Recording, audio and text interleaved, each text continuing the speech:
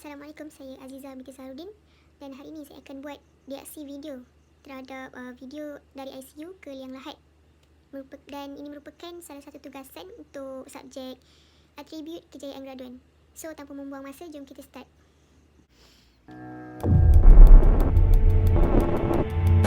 Okay, sampai Pakcik bertabah Pakcik. InsyaAllah InsyaAllah semua dimudahkan. Okay.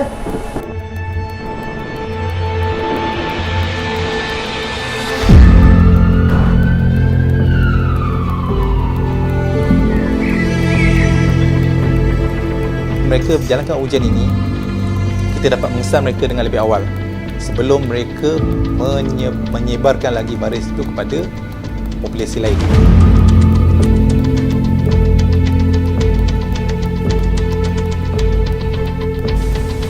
Ya Allah, peluh sangat kau ni. Panas sangat dalam Panas kau ni. Serius panas.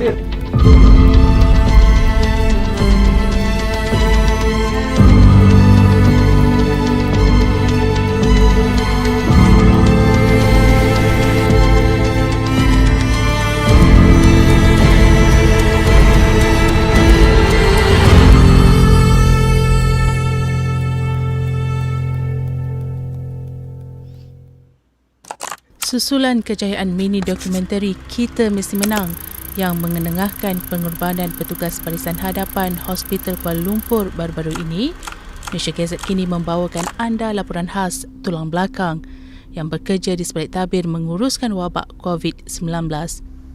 Menurut Pegawai Sains Mikrobiologi Perubatan Jabatan Patologi HKL, Nur Hazmi Rosman, pasukannya juga bersengkang mata untuk menjalankan ujian makmal sebelum seseorang itu disahkan positif atau negatif COVID-19. Sama seperti frontliner yang lain, yang paling terasa ialah apabila sampel yang diterima banyak, jadi kami terpaksa bekerja daripada waktu pejabat hingga kepada 3 shift.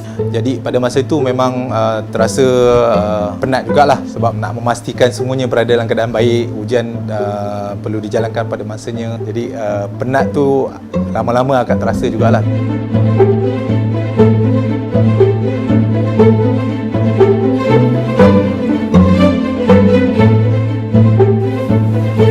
Proses nyah kumannya, maknanya heat activated menggunakan haba, suhu yang tinggi, jadi kita akan matikan virus tersebut dulu dan kemudian sampel berkenaan kita akan lakukan proses nucleic acid extraction.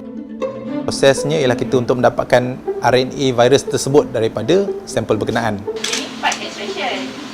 Kalau kata yang dekat sana tu adalah water sample. Dia ada satu part lagi, PCR. PCR tu yang nak tahu keputusan sama ada reaction tu positif ke negatif. Kerana kita akan mencampurkan nucleic acid tadi dengan bahan reagent. Barulah campuran tadi untuk sampel kita akan masukkan ke dalam mesin real time PCR kita. Akhirnya daripada itu kita akan buat analisa pada keputusannya dan baru kita dapat hasil untuk menentukan bahawa satu sampel itu sama ada mempunyai RNA virus SARS-CoV-2 atau tidak di dalam sampel berkenaan.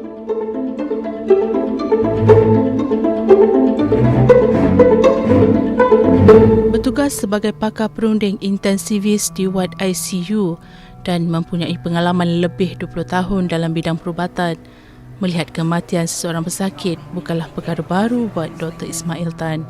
Namun, beliau tetap meluahkan rasa sedih dan terkilan apabila melihat pemergian pesakit COVID-19 yang terpaksa melalui detik-detik terakhir di dunia ini bersendirian dan hanya ditemani pakar dan petugas kesihatan, bukannya orang tersayang.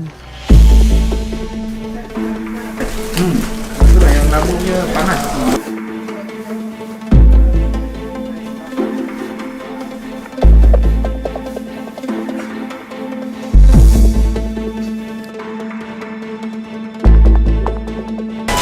Kita mesti kuat. Yang paling mencabar ialah kita tidak dapat berhubungan secara langsung dengan waris ataupun keluarga yang tersayang.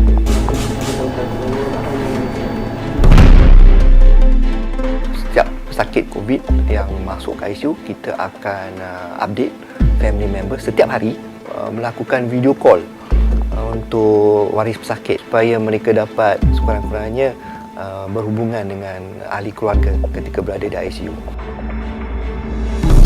Puan Mariam, suami Puan Mariam sekarang Encik Kamal berada dalam keadaan tenang, pernafasan dia makin teruk. Okey, kita terpaksa masukkan tube untuk mengelakkan daripada keadaannya makin teruk. Encik Kamal, ini isteri di talian telefon. Okey? Buatkan untuk yang baik-baik ni. Okey? Alright, kita ventilator. Mohon. Tak boleh, sikit. Jangan sikit. Okey, sikit. Kematian semasa di ICU bukanlah satu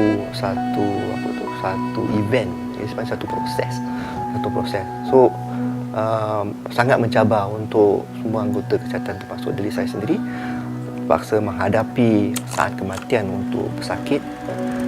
Bila kita terpaksa telefon waris mengatakan yang pesakit yang telah meninggal dunia ataupun akan meninggal dunia, dan mereka akan tanya kita, boleh datang, boleh tengok, ada yang menangis, meraung dalam phone tu, dan kita tahu kita tak boleh benarkan dia datang. So itu satu saat yang luar biasa. So ada juga beberapa pesakit yang tiba-tiba jantung berhenti dan segalanya, ya, jantung berhenti, dan kita terpaksa buat CPR. Lepas tu baru kita telefon beritahu pasien dah tak ada.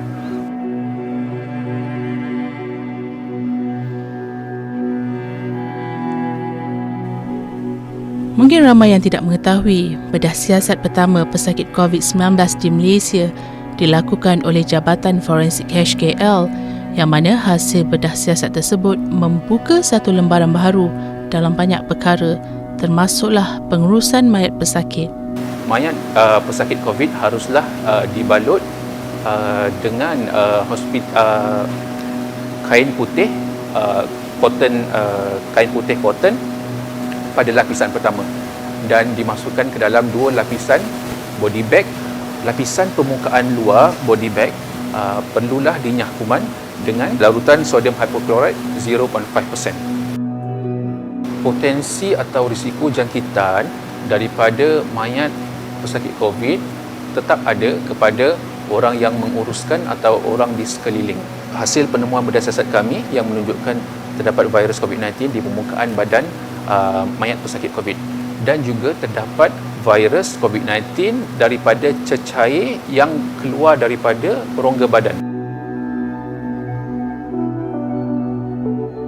Bagi salah seorang pengurus jenazah COVID-19, Zulina Sulaiman, walaupun bukan petugas kesihatan yang telah menerima latihan khusus dalam menangani wabak, namun mereka tetap bersedia menunaikan fardu kifayah tersebut.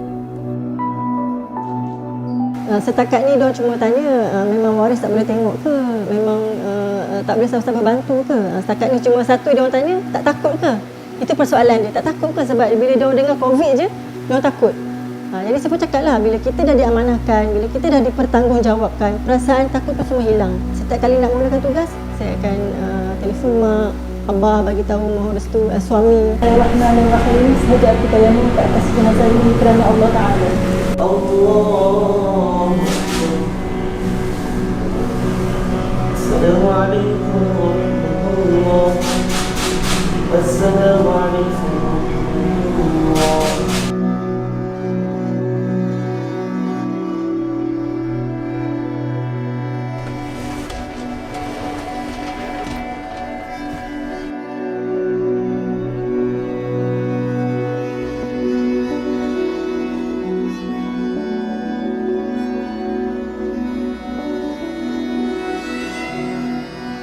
Apabila jenazah tiba di sini, di mana pasukan saya akan memakai suit PPE yang dikendalikan dan ditaklimatkan oleh pejabat kesihatan daerah, di mana kami akan memakai suit itu berpandukan apa yang diterangkan oleh pejabat kesihatan daerah tersebut. Jadi di atas nasihat daripada pihak KKM dan juga pejabat kesihatan daerah, kita diminta untuk tidak mengadakan talqin, hanya bacaan doa sahaja.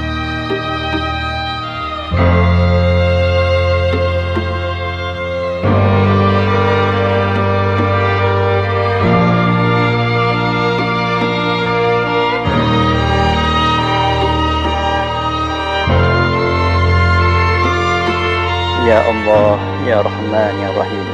Kau berikanlah kekuatan kepada kami, barisan hadapan kami, menghadapi mujahadah, untuk menghadapi ya Allah penyakit wabak ini ya Allah. Oleh itu ya Allah, Kau jagalah kami ya Allah. Kau peliharalah kesihatan kami ya Allah. Jika ada di antara kami yang sakit, Engkau sembuhkanlah. Jika di antara kami ini ada yang telah pergi menemuimu ya Allah, Kau rahmatilah mereka ya Allah.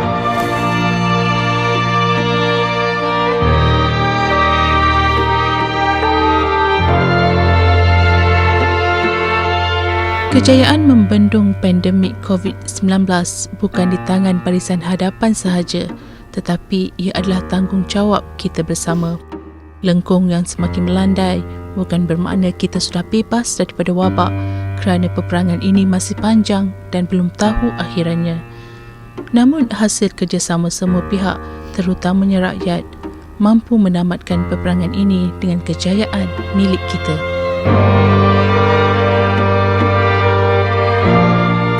Fight COVID-19. Stay safe. Bantu kami untuk bantu anda.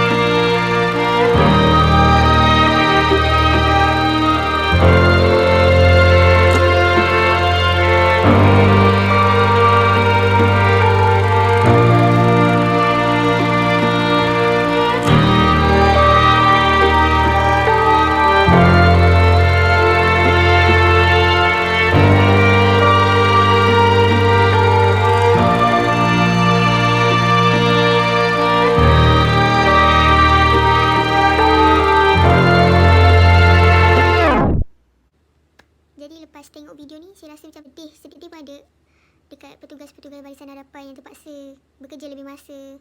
Jadi pesanan saya dekat sini untuk semua pihak, kenalah patuhi SOP, stay at home and stay safe. Duduklah di rumah, tak perlu keluar jika tiada keperluan. Terima kasih kerana menonton video ni. Stay safe and stay at home. Kita jaga kita. And jangan lupa untuk tekan button like, subscribe and share. Terima kasih.